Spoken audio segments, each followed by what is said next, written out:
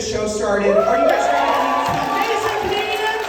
Keep those hands together. Show me some love for Charlie Hashem. Put those hands together. Oh yeah, one more time for Matt Brown. Isn't he lovely? It does seem very affordable. Look, everyone's worried about language nowadays and like pronouns and things like that. The only thing that I care about that's been bothering me is the phrase, screw the pooch. You know this phrase? Yeah, it means to make a mistake, right? But if you're fucking a dog, that seems pretty intentional, right? And I always hear it from people that don't want to cuss, but I'm like, how is it better that like, oh, I sent them the wrong proposal, I fucked a dog, like that's just, how did it even come to pass? Is like the first person that got that wrong, like screwed the wrong person, not even the wrong person. It's like, what did your partner look like? Jesus. Okay, yeah, tapers off there at the end. I saved you from a very, very tricky wordplay, because it's hard enough to get a dog to stay, especially when you're trying to come, right? Like that's...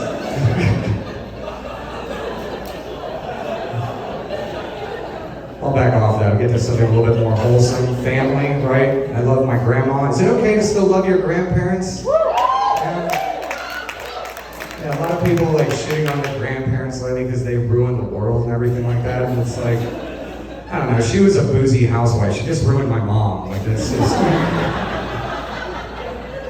I don't know. I love my grandma. She took me in when I failed out of school, because as the child of immigrants, like your parents stop loving you when you fail out. Like this is, it's like we sacrificed so that you would have a good life, and you were okay with an okay life. This is why we had more kids. Like this is. But yeah, she was a great roommate. She was older. She was losing her hearing. I was kind of a womanizer, you know, bringing ladies home at all hours of the night. Couldn't hear anything. It was kind of hard to convince that I wasn't going to kill the woman, though, when she walked in and there's plastic covering on all the furniture. It was like a small shrine to my mom off to the side. Like, is your mom dead? It's like, no, I'm just a Naomi. Like, that's just... I don't know. It's tough. She has dementia now. And the thing is, it hit her, it's bad dementia. It's really bad. And I think it's because it started way before we ever figured out anything was happening.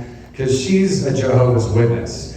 And I don't know if you know this, but it's kind of hard to tell if someone's losing their mind when they already speak in tongues. Like it's like blah, blah, blah, blah. Do we call 911? Quiet, she's making a sale.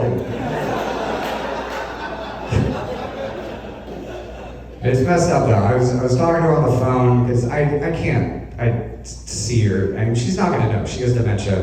It's okay. That was just for me then. But she was telling me that she was like, you know, it's like with dementia, it's like you start losing your memory and then you start losing your muscle and stuff like that. She was telling me that she recently lost the ability to swallow. And I just found out that's why my grandpa left. Yeah, dementia sucks, grandma doesn't. She wouldn't talk about it though. I don't know.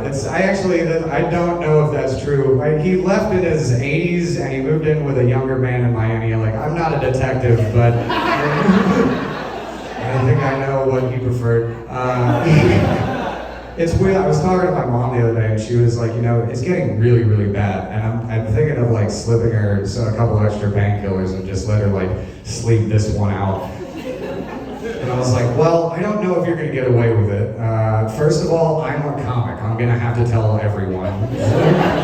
Case in point. And the other, it sounds like you already took all the pills, so I don't know.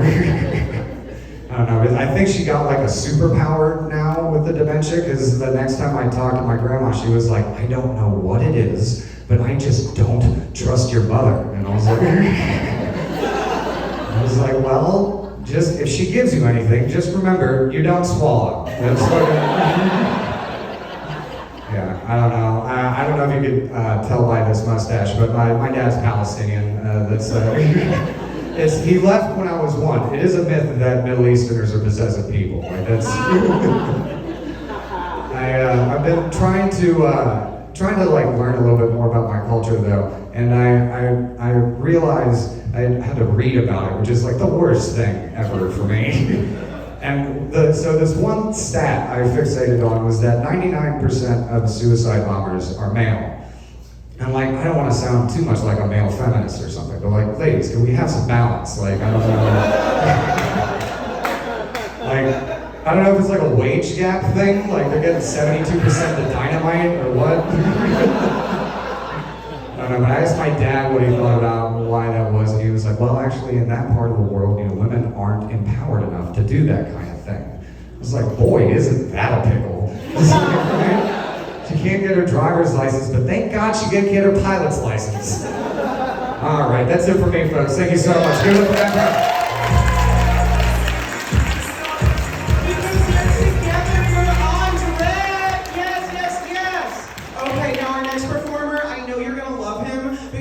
Everyone's favorite Italian uncle, okay? Put those hands together for a man I love, Mr. Joe Antonati!